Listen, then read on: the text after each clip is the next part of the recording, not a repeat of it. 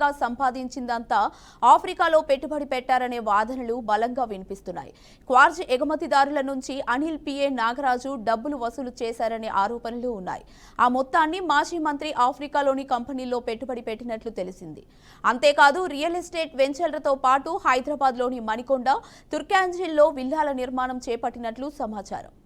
ఇక ఇదే అంశంపై మరింత సమాచారాన్ని మా మేనేజింగ్ డైరెక్టర్ రాజేంద్ర ప్రసాద్ గారు అందిస్తారు. రాజేంద్ర ప్రసాద్ గారు, over to you. Thank you Keerthi. Nellore జిల్లా రాజకీయం మొత్తం సంచలనంగా మారుతోంది. అక్కడ ఉన్నటువంటి మాజీ మంత్రుల మీద కేసులు, అలాగే ఆల్మోస్ట్ 3 నేతలు ఎవరైతే నెల్లూరు జిల్లాకు సంబంధించినటువంటి వాళ్ళు ఉన్నారో అవినీతిలో పూర్తిగా కూరుకుపోయారన్న దాంట్లో ఇవాళ కాకాని గోవర్ధన్ రెడ్డి బెయిల్ రాకుండా సుదీర్ఘకాలం జైల్లోనే ఉన్నటువంటి పరిస్థితి గమనిస్తున్నాం. ఇక అనిల్ కుమార్ యాదవ్ కూడా ఒక ఉచ్చులో ఇరుక్కుపోయినట్టుగానే కనిపిస్తోంది. ఒకటి అక్కడ ఉన్నటువంటి పెద్ద దోపిడీకి కేంద్రం మైనింగ్. 4 ప్రాంతాల నుంచి అక్కడ గ్రాఫైట్ మనులను పూర్తిగా దోచేశారు అన్నటువంటి దాని మీద, అలాగే ఎగుమతిదారుల దగ్గర నుంచి టన్నుకు 7,000 నుంచి 10,000 వరకు అనిల్ కుమార్ యాదవ్కి రైట్ హ్యాండ్గా ఉన్నటువంటి 2 పిఏలు ఉన్నారు. ఒకరు నాగరాజు, మరొకరు రాజీవ్ రెడ్డి. వీళ్ళిద్దరూ ధర నిర్ణయించటం, ఎప్పుడెప్పుడు లోడ్ అవుతుంటే అప్పటికప్పుడే కప్పం వసూలు చేసుకోవడం అన్న పద్ధతుల్లో అనేకమైనటువంటి అక్రమాలకు పాల్పడ్డారు అన్నటువంటిది ఇవాళ బయటకు వచ్చినటువంటి అంశం. ఎప్పుడైతే ఈ విషయం మీద దర్యాప్తు సంస్థ ఫోకస్ చేసిందో అనుచరులైనటువంటి వాళ్ళందరూ కనపడకుండా పారిపోయారు.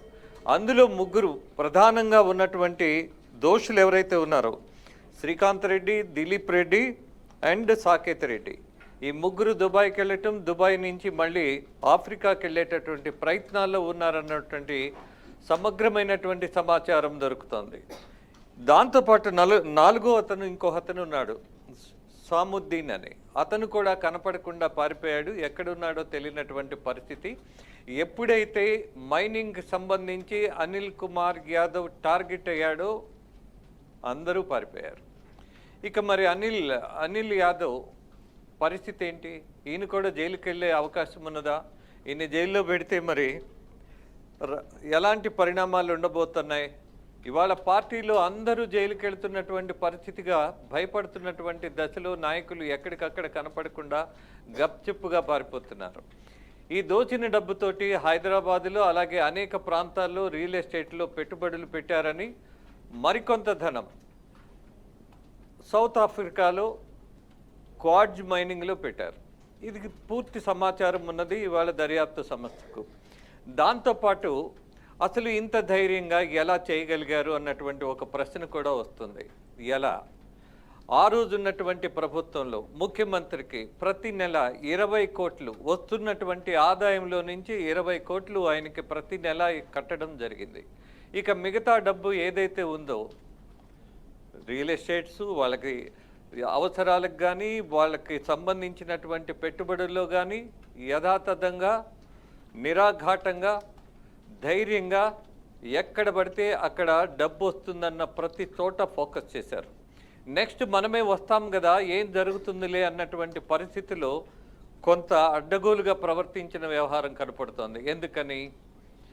ఒక్కసారి ఒక 4 లారీలు లోడ్ అయి వెళ్తున్నప్పుడు ఈయన పిఏ వాటిలన్నిటినీ క్యాలిక్యులేట్ చేసి 7,000 చొప్పున మొత్తం ఎంత అవుతుంది అని లెక్క కడితే 28,77,000 అయ్యింది. ఆయన రిసీవ్ చేసుకొని సంతకం పెట్టి మరీ డబ్బులు తీసుకున్నాడు. అక్కడ దొరికిపోయారు. ఆన్ రికార్డ్ అనిల్ కుమార్ యాదవ్కు సంబంధించినటువంటి పిఏనే స్వయాన సంతకం పెట్టి డబ్బు తీసుకున్నాడు. ఇంకంతకంటే రికార్డు ఏం కావాలని ఇవాళ వస్తున్నటువంటి వాదన. ఇది ఒక్కటే చిన్నదేమో దొరికిందేమో కానీ బట్ దోచినటువంటి డబ్బు మొత్తం ఎవరైతే పే చేశారో ఎగుమతిదారులు ఇచ్చారో వాళ్ళందరూ కూడా ఇవాళ బయటకు వచ్చి నిజాలు చెప్తున్నారు. ఇలా జరిగింది, ఈ సమయంలో ఈ డేట్స్లో మా దగ్గర నుంచి ఇంత కలెక్ట్ చేశారు అని చెప్పినటువంటి సాక్షులుగా వాళ్ళు నిలబడే అవకాశం ఉంటుందేమో చూద్దాం. బట్ ఇవాళ రాజకీయం మొత్తం ఆంధ్రప్రదేశ్లో గత ప్రభుత్వం మీద అనేక విషయాల్లో ఫోకస్ చేసిన తర్వాత వస్తున్నటువంటి వాటిల్లో liquor and mining liquor almost ఒక తారస్థాయికి చేరింది. ఇక మైనింగ్ మీద ఫోకస్ అవుతోంది. మైనింగ్ నెల్లూరు జిల్లాకు సంబంధించి కాకాని గోవర్ధన్ రెడ్డి అండ్ అనిల్ యాదవ్ ఇద్దరూ కలిసి పొదలకూరులో పార్ట్నర్స్గా చేశారు. మిగతా 3 ప్రాంతాల్లో మాత్రం స్వయంగా ఒకే ఒకటి చేసుకుంటూ అధినేతకు పంచుకుంటూ ఇలా మొత్తం దోచేశారు అన్నటువంటి దర్యాప్తు సంస్థల నివేదిక. Or me nobody is making any statement against Anil Yadav or Kakani. ఇది పరిస్థితి. మరి నెల్లూరు జిల్లాకి సంబంధించినటువంటి ఈ మైనింగ్ మాఫియా ఏం మలుపు తీసుకుంటుందో చూద్దాం. Right, thank you Rajendra Prasad గారు.